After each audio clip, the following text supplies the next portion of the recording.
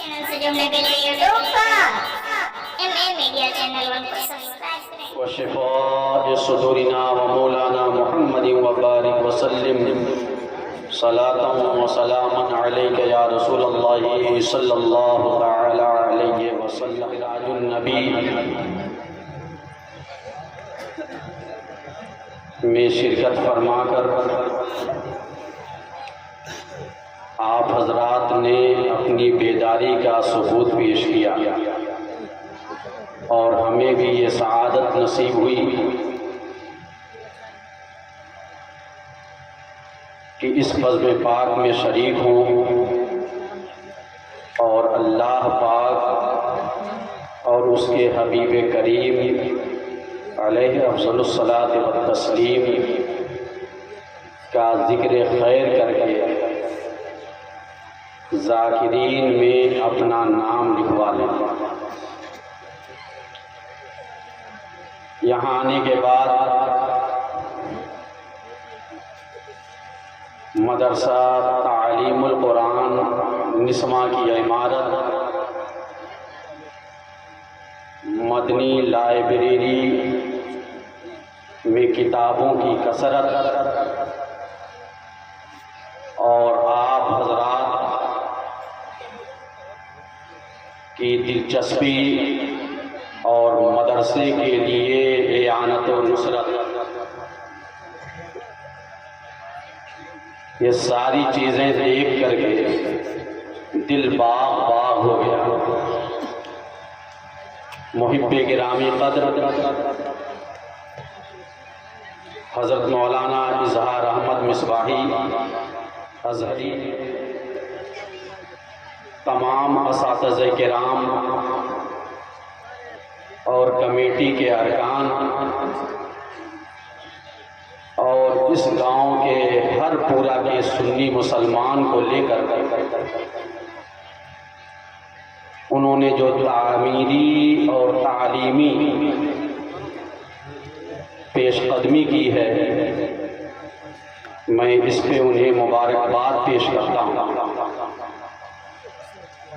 اللہ تبارک و تعالی اس مدرسے کو دن دونی رات چوگنی ترقی عطا فرمائے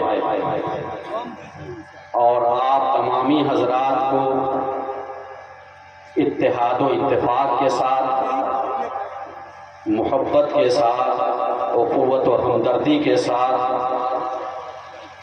عقائد کی درستگی کے ساتھ مذہب اسلام کی آبیاری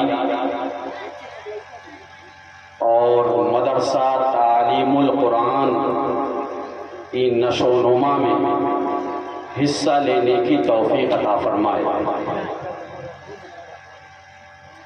میرا ارادہ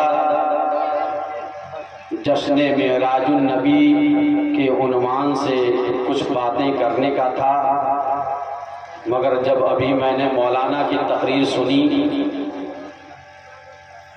تو میں نے اپنا موضوع بدل دیا اور میں نے بھی یہ سوچا کہ کچھ آپ حضرات سے چند باتیں علم سے متعلق اور اتحاد و اتفاق سے متعلق پیش کر کے آپ حضرات کو اس بات کی دعوت دوں کہ آپ حضرات پوری لگن اور محبت کے ساتھ اس علمی چراغ کو باقی رکھنے کے ساتھ ساتھ اس کی روشنی کو پھیلانے کی کوشش کریں۔ اللہ پاک ارشاد فرماتا ہے، یا ایھا الناس، اے لوگو، انا خلقناکم من ذکر و انثی، میں نے تمہیں ایک مرد اور عورت سے پیدا کیا ہے۔ حضرت آدم علی نبینا وعلیہ الصلاۃ والتسلیم اور حضرت حوا رضی اللہ تعالی عنہ۔ وَجَعَلْنَاكُمْ شُعُوبًا وَقَبَائِلَ لِتَعَارَفُوا، ہم نے تمہارے درمیان قبیلے اور خاندان رکھے ہیں تو اس لیے نہیں قبیلے اور خاندان ہیں کہ اس سے فخر کیا جائے، اس سے غرور کیا جائے، اس سے اپنی بڑائی کا اظہار کیا جائے۔ مقصد یہ ہے لتعارفوا، تاکہ تم آپس میں پہچانے جاؤ۔ سنو، قبیلہ اور خاندان سے کوئی بڑا نہیں ہوتا ہے،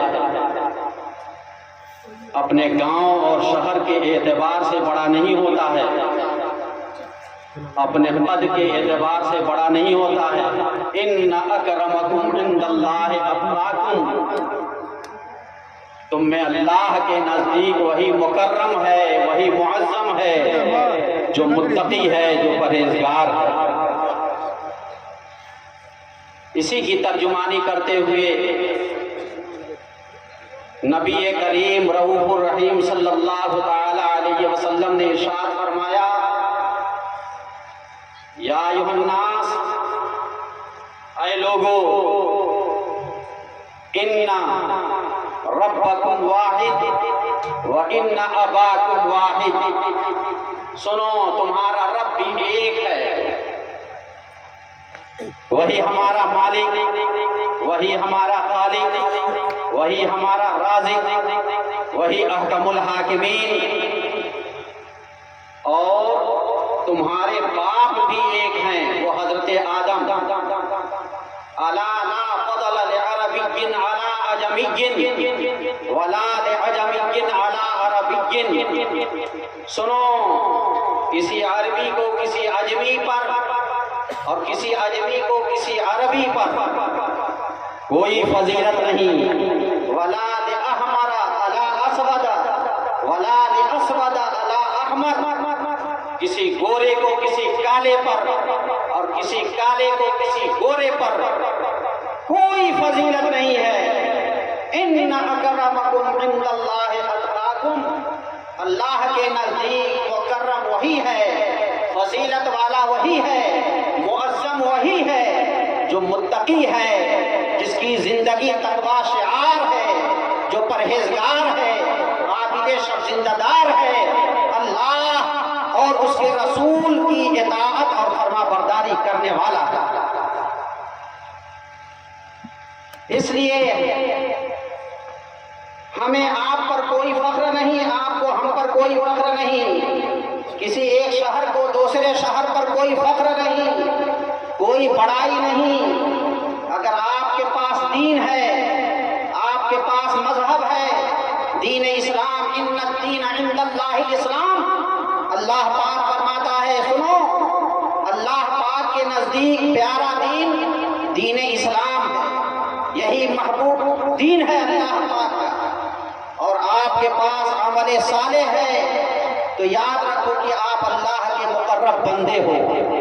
اور اگر آپ کے پاس دین نہیں ہے، آپ کے پاس مذہب نہیں ہے، آپ کے پاس عمل صالح نہیں ہے، تو یاد رکھو کہ جانوروں سے بدتر وہ انسان ہے جس کے پاس دین بھی نہیں ہے، جس کے پاس علم بھی نہیں ہے، جس کے پاس عمل صالح بھی نہیں ہے۔ ارشاد فرماتے ہیں نبی کریم صلی اللہ تعالی علیہ وسلم، اطلبوا العلم من المہد الی اللحد، تم علم کو حاصل کرو ماں کے گہوارے سے لے کر کے قبر میں قدم رکھنے تک۔ ہم اور آپ بزرگوں کی بارگاہ میں حاضری دیتے ہیں، سرکار خواجہ غریب نواز کی بارگاہ میں، سرکار مخدوم سمنانی کی بارگاہ میں، حضرت محبوب الہی خواجہ نظام الدین اولیاء کی بارگاہ میں، بلا شبہ ان بزرگان دین کی بارگاہ میں ادب و احترام کے ساتھ حاضر ہونا چاہیے، مگر آپ کو معلوم ہونا چاہیے کہ یہ سارے بزرگان دین اولیاء سب کے سب پہلے عالم دین ہوئے، اور اللہ تبارک و تعالیٰ نے علم کی برکت سے، علم دین کی برکت سے انہیں تقویٰ میں بھی اعلیٰ مقام عطا فرمایا۔ کوئی وقت کا قطب ہوا، کوئی وقت کا ابدال ہوا، کوئی وقت کا غوث ہوا، اور کوئی وقت کا بہت بڑا ولی ہوا، قطب الاقطاب ہوا، غوث الاغواث ہوا، رئیس الاتقیاء ہوا، مگر سب نے پہلے علم حاصل کیا ہے، علم طے فرمایا ہے۔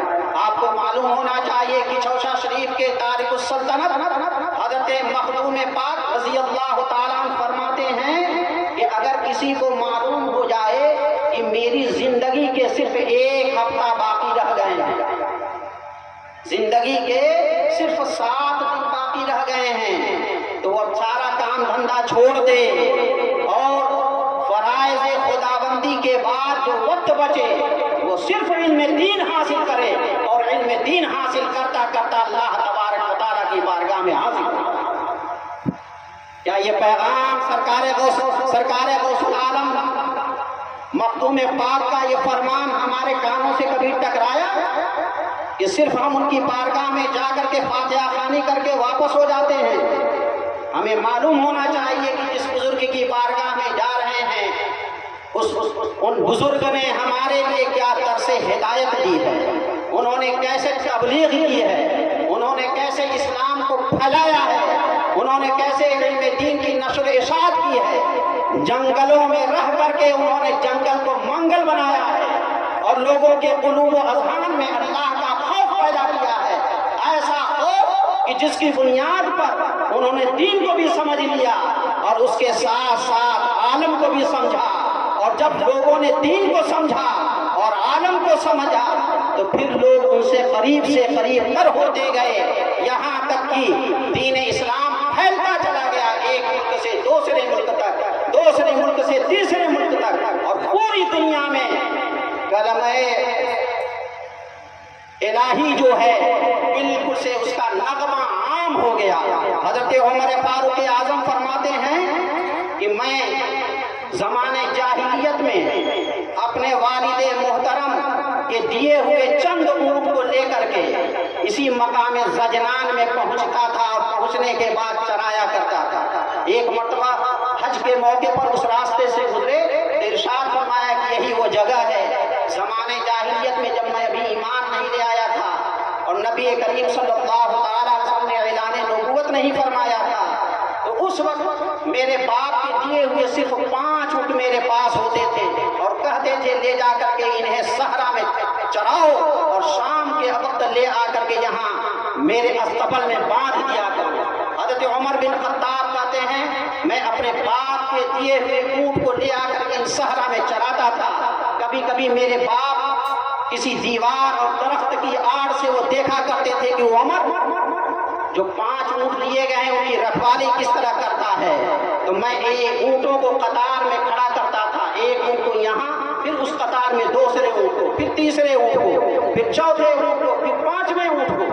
5واں اونٹ سیدھا کر کے آتا تو پہلے اونٹ کو دیکھتا کہ ادھر بلک گیا، ادھر چلا گیا، دوسرا والا اونٹ ادھر چلا گیا، تیسرا ادھر بھاگا۔ 5 اونٹ مجھ سے نہیں سنبھلتے تھے، میرے باپ جو دیوار یا درخت کی آڑ سے مجھے دیکھتے رہتے تھے، ایک ڈنڈا اور سوتا لیے رہتے تھے، سوتا، اور آ کر کے میرے پیٹھ پر مارتے تھے، عمر تم سے 5 اونٹ نہیں سنبھل رہے ہیں۔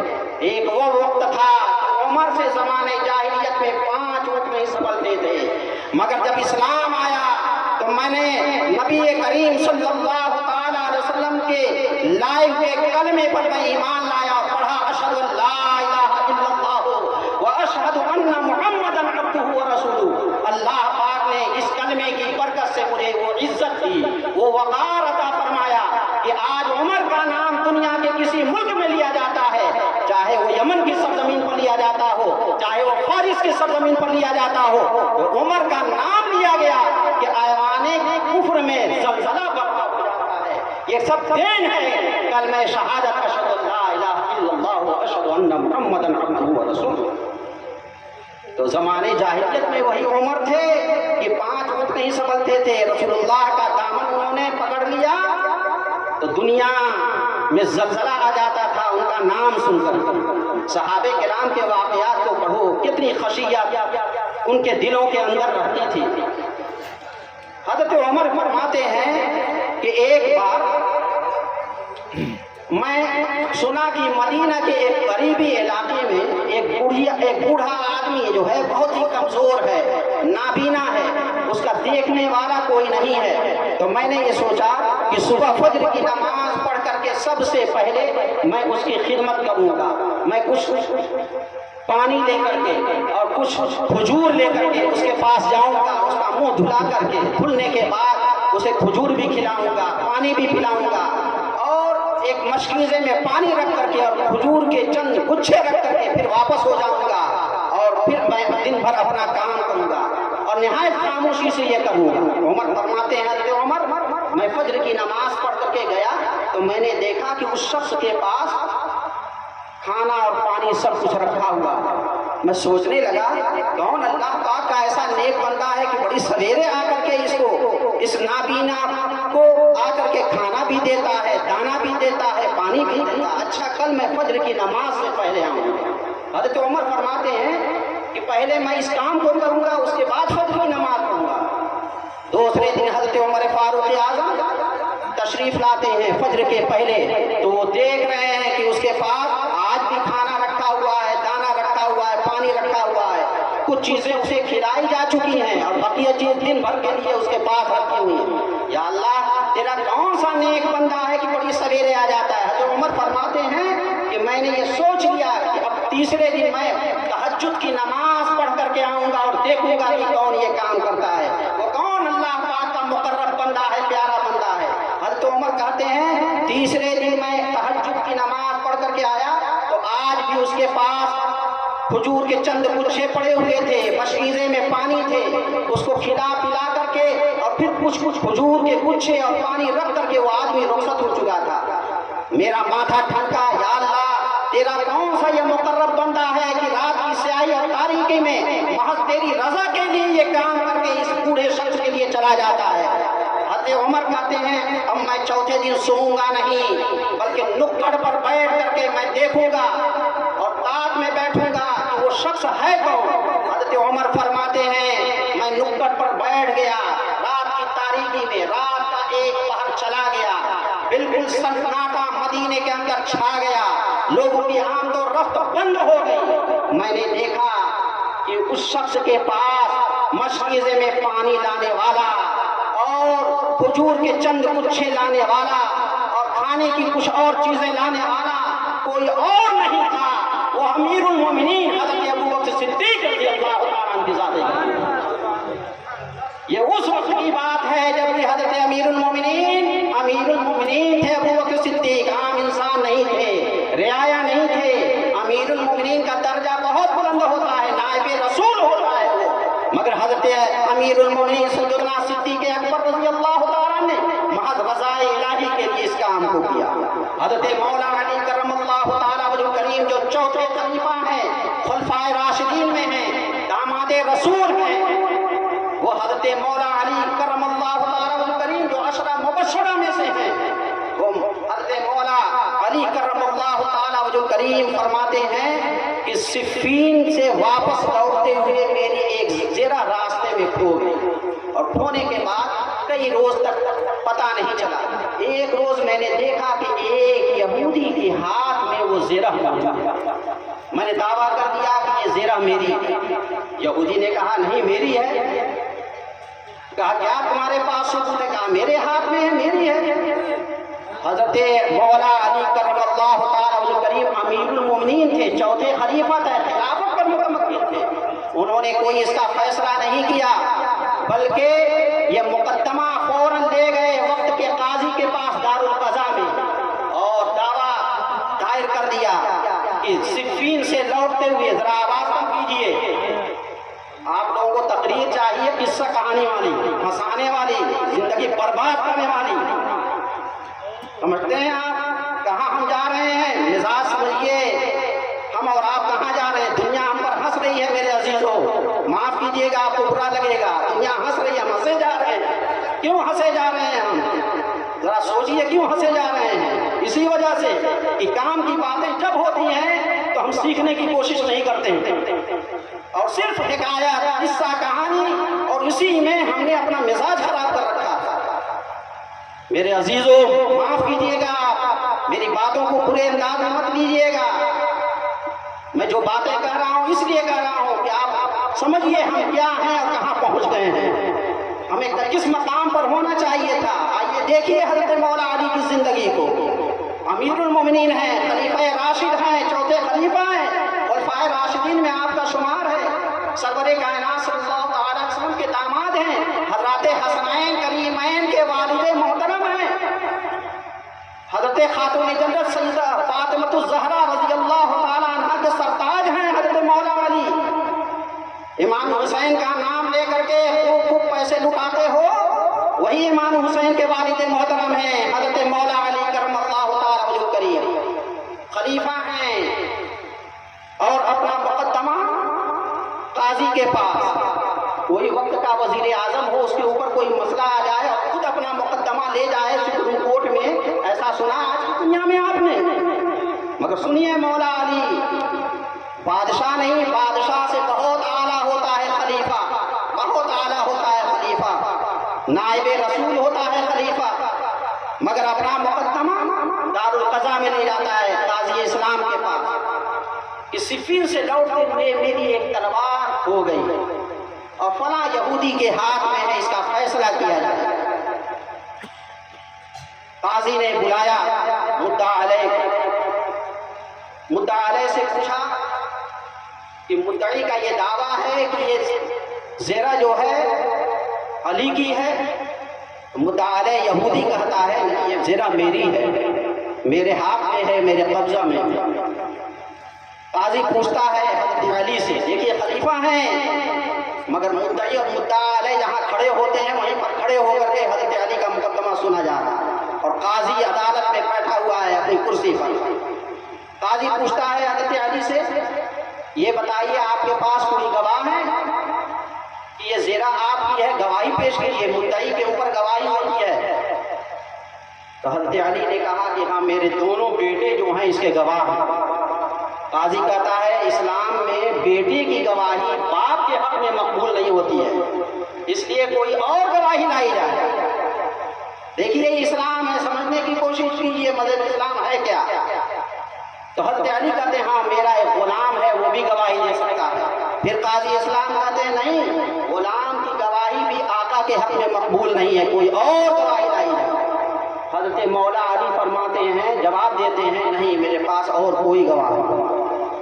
قاضی نے ججمنٹ لکھ دیا, فیصلہ دے دیا یہودی کے حق میں. یہ مولا علی جو ہیں وہ گواہی پیش کرنے سے اور زیرہ کے بارے میں اپنا ثبوت پر پیش کرنے سے قاصر رہے, اس لیے یہودی کے حق میں فیصلہ دیا جا رہا ہے کہ یہ زیرہ یہودی کی. زیرہ یہودی کے ہاتھ میں. چند قدم ابھی یہودی واپس چلا ہے, واپس آیا وہاں سے اور کہا علی میں اس بات کی گواہی دیتا ہوں کہ مذہب اسلام سچا ہے. حضرت مولا علی نے کہا کیسے تم گواہی دیتے؟ کہا خلیفہ آپ ہیں, نائب رسول آپ ہیں, اور آپ نے اپنے مقدمے کا فیصلہ خود نہیں کیا بلکہ دارالقضا میں قاضی اسلام کے پاس پیش کیا. قاضی آپ کا منتخب کرتا ہے, مگر جب ثبوت نہیں فراہم ہوا تو قاضی نے آپ کے خلاف فیصلہ لکھ دیا. یہ زیرہ حقیقت میں آپ ہی کی ہے. صفین سے جب آپ لوٹ رہے تھے فلاں مقام پر چھوٹ گئی تھی, میں نے اٹھا لیا اور اپنے قبضے میں کر لیا. یہ زیرہ لیجئے, میں آپ کو دیتا ہوں. اور علی اپنا ہاتھ بڑھائیے, میں پڑھتا ہوں اشہد ان لا الہ الا اللہ واشہد ان محمدا عبدہ ورسولہ, اور گواہی دیتا ہوں کہ یہ دین سچا ہے, یہ مذہب سچا ہے, یہ دین جو لایا ہے وہ نبی سچا ہے, وہ رسول سچا ہے, اور علی سچے ہیں. حضرت مولا علی کرم اللہ تعالیٰ وجہ کریم خوش ہو جاتے ہیں اس کے ایمان لانے پر, اور اس کی خوشی میں اپنی زرہ اس کو ہبہ کر دیتے ہیں, لے جاؤ تمہارے مسلمان ہونے پر میں خوش ہو گیا, لے کر کے اس کو جاؤ, ٹھیک ہے زرہ میری تھی میں اس کو ہبہ کر. اسلام اس کو کہتے ہیں کردار ایسا ہوتا ہے, مزاج ایسا ہوتا ہے. اور ہم لوگوں کے حالات خلفائے راشدین کے حالات پڑھتے ہیں, صحابہ کرام کے حالات پڑھتے ہیں, بزرگان دین کے حالات پڑھتے ہیں, تو اس سے کچھ ٹچ کرتے ہیں ہمارے حالات. ہماری زندگی میں بھی کوئی انقلاب پیدا ہوتا ہے. 50,000 لوگ ترکی اور ملک شام میں سیکنڈوں میں لقمہ اجل بن گئے, سوئے تھے سوئے رہ گئے. اتنی بڑی خبر آئی, پہلے تو لوگ کچھ پڑھتے تھے تو تھوڑی دیر تک احساس کرتے تھے, کچھ نہ کچھ ان کی زندگی میں انقلاب پیدا ہوتا تھا. میں دیکھتا تھا کہ مسجد میں پہنچ کر کے 2-4 دن تو نماز پڑھ لیتے, मगर वाह रे मुसलमान को क्या हो गया, कितना भूला बसरा ये मुसलमान हो गया। क़यामत सुग़रा इसके सर से गुजर जाती है मगर इसके कान पर जू भी नहीं रोकती, जू भी नहीं रेखती है इसके कान पर। और उलमाए रब्बानीयीन अल्लाह उसके रसूल के कलाम को पेश करते हैं, ये एक कान से सुनते हैं तो उसके कान से निकाल देते हैं। मेरे मुसलमान भाइयों, आप सहाबे किराम के किरदार को पढ़ो, उनकी सवाने हयात को पढ़ो, बुजुर्गान दीन की सवाने हयात को पढ़ो और उस पर अमल करने की कोशिश करो, अपनी जिंदगी में इनकलाब पैदा करो और उलमाए रब्बानीयीन के साथ रहा करो, सच्चों के साथ रहा करो। नबी करीम रऊफ़ुर रहीम सल्लल्लाहु तआला अलैहि वसल्लम ने इरशाद फरमाया, उग़्दु आलिमन औ मुतअल्लिमन औ मुस्तमिअन औ मुहिब्बन वला तकुलिल खामिस फतहलिक। सरवरे कायनात इरशाद फरमाते हैं कि तुम आलिम बन करके अपनी जिंदगी गुजारो, आलिम बन, और आलिम नहीं बन सकते तो मुतअल्लिम बन जाओ। और याद रखो, इल्म हासिल करने की कोई उम्र नहीं होती है। ये न समझो कि इल्म हासिल करने के लिए 5 साल के 10 साल के, आज भी हम मुतअल्लिम हैं, आज भी हम मुतअल्लिम हैं। आलिम अभी कैसे बन सकते हैं, अभी कहाँ इतनी शुद्ध हुई है। आप 20 बरस के हो जाएं, बाल बच्चे वाले हो जाएं, 30 बरस के हो जाएं, दीन की तालीम किसी भी उम्र में रहें, जो सीखना है वो मदरसे में हाजिर होकर, उलमा की बारगाह में हाजिर होकर के सीखिए। आपकी जिंदगी में जिला पैदा होगी, आपकी जिंदगी में इनकलाब पैदा होगा। आप हलाल और हराम समझेंगे, दीन को समझेंगे, मजहब को समझेंगे, सफाई सुथराई को समझेंगे, पाकी नापाकी को समझेंगे, निजासत को समझेंगे, नमाज पढ़ने का तरीका समझेंगे, रोजा रखने का तरीका समझेंगे, ज़कात का फर्ज होती है उसको समझेंगे, ज़कात कितने माल में फर्ज होती है इसको जानेंगे, हज कब फर्ज होता है इसको जानेंगे, और सारे फराइज को जिसके बारे में हदीस शरीफ में बार बार ताकीद की गई, बुनियल इस्लाम अला खम्सिन, इस्लाम की बुनियाद 5 चीजों पर रखी गई है। उन 5 चीजों में यही है, कलमा शहादत है, नमाज है, रोजा है, हज है, ज़कात है। इन मसाइल का सीखना हम सब लोगों के ऊपर फर्ज है, लाजिम है। अगर आप 30 बरस की हो गई, 40 बरस की हो गई तो आप कदम शर्माएं ना, लजाएं ना, इल्म सीखने में कभी भी न लजाएं। मैंने हदीस शरीफ की तिलावत की, उतलुबुल इल्म मिनल महद इलल लहद, इल्म सीखो कब से, माँ की गोद से लेकर के कब्र में कदम रखने तक सीखा। हज़रत इमाम अबू यूसुफ रज़ी अल्लाह ताला बहुत बड़े इमाम गुजरे हैं, इमाम आज़म के शागिर्द हैं, मुज्तहिद हैं। जब एक मरतबा वो दरसगाह में हाजिर थे इमाम आज़म के, तो उनको खबर दी गई कि आपके बेटे का इंतकाल हो गया। अच्छा, इन्ना लिल्लाहि व इन्ना इलैहि राजिऊन, ये पढ़ा कौम इस्तिजा और फरमाया लोगों से, अहले खाना से और पड़ोसियों के से कि तुम लोग उनके कफन दफन का इंतजाम करो, जब जनाजा तैयार हो जाए तो मुझे बता दो। मैं नहीं जा सकता अभी, इसलिए कि मैं अभी चला जाऊंगा तो उस्ताद की बारगाह से जो दर्स मिल रहा है उसके फैज़ से मैं महरूम रह जाऊंगा। हज़रत सैयदना इमाम अबू यूसुफ के बेटे का इंतकाल हुआ है मगर उन्होंने इमाम आज़म की दरसगाह को नहीं छोड़ा। इस तरीके से इल्म हासिल होता था।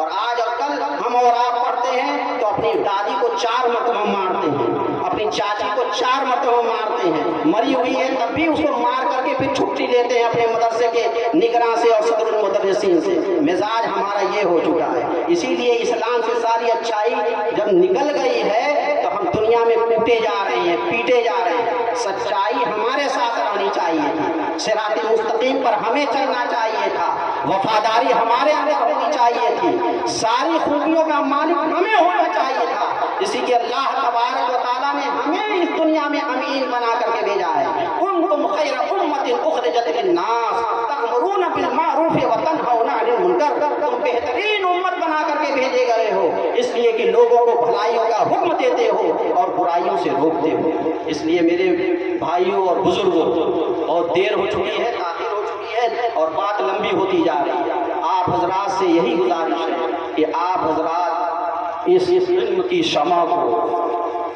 और इस रोशनी को, इस चराग को और ज़्यादा फैलाएं और इसकी आबियारी करें। और जो भी हमारा मदरसा अहले सुन्नत व जमात है, کہیں بھی ہو، اہل سنت و جماعت کے جو بھی مدارس ہیں وہ مدارس آپ سے جو ان کے تعاون ہو سکتے ہیں آپ ان کا تعاون کیجیے.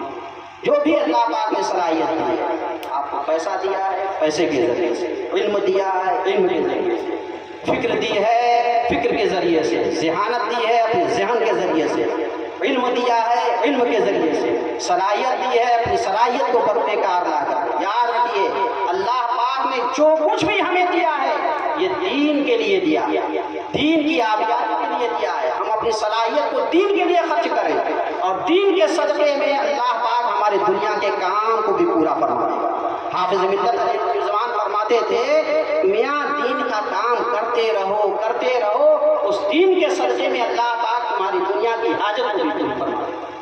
تو دین کے لیے ہم پیدا کیے گئے ہیں، مذہب کے لیے ہم پیدا کیے گئے ہیں، مذہب اہل سنت و جماعت کی آبیاری کے لیے ہم پیدا کیے گئے ہیں، اس کی نشو و نما کے لیے ہم پیدا کیے گئے ہیں. اس لیے ہم لوگ اپنی تنظیم پر، اپنی مسجد پر، اپنے مدرسے پر آنچ نہ آنے دیں. یاد رکھیے مسجد آباد رہے گی تو ہمارا گھر بھی آباد رہے گا، تنظیم آباد رہے گی ہم آباد رہیں گے، مدرسہ آباد رہے گا ہم آباد رہیں گے. تنظیم بکھرے گی ٹوٹے گی ہم ٹوٹ جائیں گے، مدرسہ ٹوٹے گا ہم ٹوٹ جائیں گے.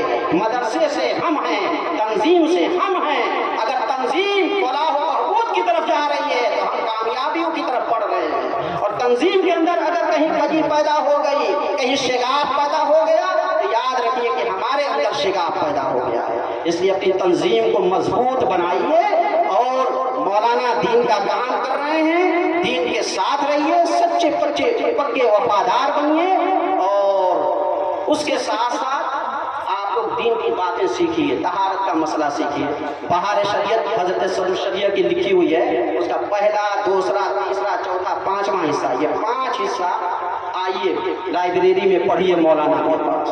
پہلے حصے میں عقائد کے مسائل، جو اس میں عقائد کے مسائل بتائے گئے ہیں مذہب اہل سنت و جماعت کے مطابق، اسی کے مطابق. اردو میں کتاب اس لیے میں بتا رہا ہوں، عربی میں بہت سی کتابیں ہیں، تو اس کو پڑھیے، اسی کے مطابق اپنا عقیدہ رکھیے. دوسرے مسئلے میں طہارت کا مسئلہ ہے، اس کو سیکھیے، طہارت کیسے ہوگی، نجاست سے کیسے بچا جائے گا، کپڑا نجس ہوگا تو کیسے پاک ہوگا، ہم ناپاک ہوں گے تو کیسے پاک ہوں گے، کب ہم پر غسل فرض ہوتا ہے، غسل میں کتنے فرائض ہیں، وضو میں کتنے فرائض ہیں. تیسرے حصے میں نماز کے مسائل ہیں، نماز کے کتنے شرائط ہیں، نماز کے کتنے فرائض ہیں، نماز کے کتنے واجبات ہیں. ان سب کا جاننا ہم سب لوگوں کے اوپر لازم اور ضروری ہے. اور یہ اردو میں بہترین کتاب ہے بہار شریعت اور قانون شریعت. اس کو مولانا سے پڑھیے اور اپنی زندگی میں انقلاب پیدا کیجیے، اور مل جل کر کے پوری اتحاد کے ساتھ، پوری اتفاق کے ساتھ، ملت کے ساتھ، وفاداری کے ساتھ، رضائے الہی کے لیے آپ دین کے کام میں پیش رہیے. ہر لحظہ ہے مومن کی نئی شان، نئی آن، گفتار میں، کردار میں اللہ کی برہان، ستاری و غفاری و قدوسی و جبروت. یہ 4 عناصر ہوں تو بنتا ہے مسلمان، بنتے ہیں میری کارگاہ فکر میں انجم. لے اپنے مقدر کے ستارے کو تو پہچان، محمد کی محبت دین حق کی شرط اول ہے، اسی میں ہو اگر خامی تو سب کچھ نامکمل ہے. محمد کی محبت ہے سنت آزاد ہونے کی، خدا کے دامن توحید میں آباد ہونے کی. یہ محمد سے وفا تو نے تو ہم تیرے ہیں، یہ جہاں چیز ہے کیا لوح و قلم تیرے ہیں. وما علینا الا البلاغ. السلام علیکم.